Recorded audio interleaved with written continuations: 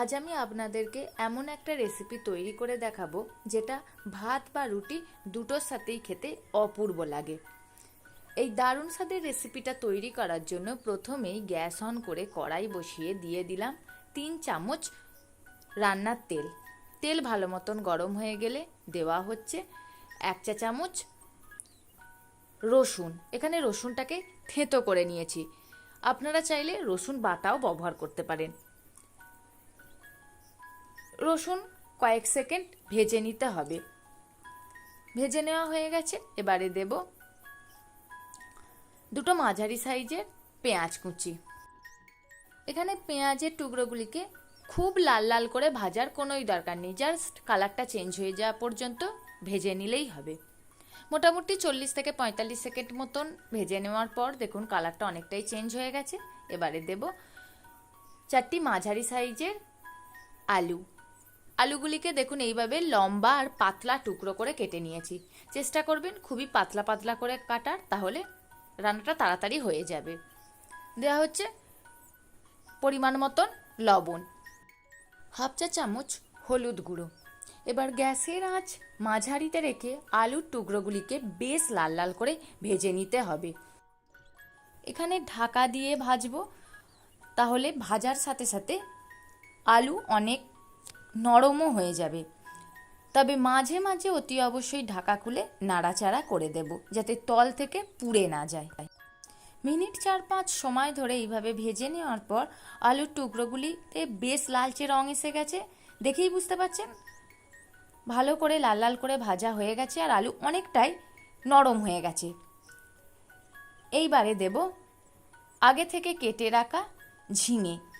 এখানে 500 গ্রাম ঝিঙেকে খোসাটা ছাড়িয়ে নিয়ে তারপর দেখুন খুবই পাতলা করে কেটে নিয়েছি। তবে ঝিঙে খুব তাড়াতাড়ি সিদ্ধ হয়ে যায়, একটু বড় করে কেটে নিলেও কোনো অসুবিধা নেই। তবে দেখতে ভালো লাগার জন্য আমি খুব পাতলা করে কেটে নিয়েছি।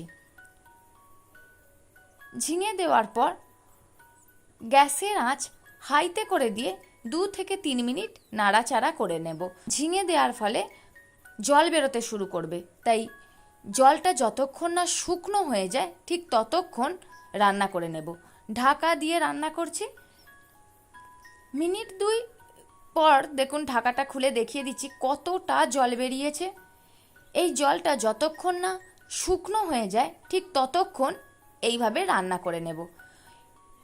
রেসিপিটাতে এক্সট্রা করে জল দেওয়ার কোনো দরকার নেই, কারণ ঝিঙে থেকে যে জলটা বেরোচ্ছে সেই জলেই আলু সিদ্ধ হয়ে যাবে। দেব 1/2 চা চামচ লঙ্কা গুঁড়ো। ঝালটা নিজেদের স্বাদ মতন ব্যবহার করবেন। লবণ আগেই ব্যবহার করেছি, লবণটা কম আছে তাই এই সময় বাকি স্বাদ অনুযায়ী লবণ দিয়ে দিলাম। ভালো করে মিশিয়ে নিয়ে আবারও ঢাকা দিয়ে গ্যাসের আঁচ মাঝারিতে রেখে 10 থেকে 12 মিনিট রান্না করে নেব, যাতে আলু ভালোভাবে সিদ্ধ হয়ে যায় আর একই সাথে ঝিঙে থেকে যে জলটা বেরোচ্ছে সেই জলটা শুকিয়ে যায়।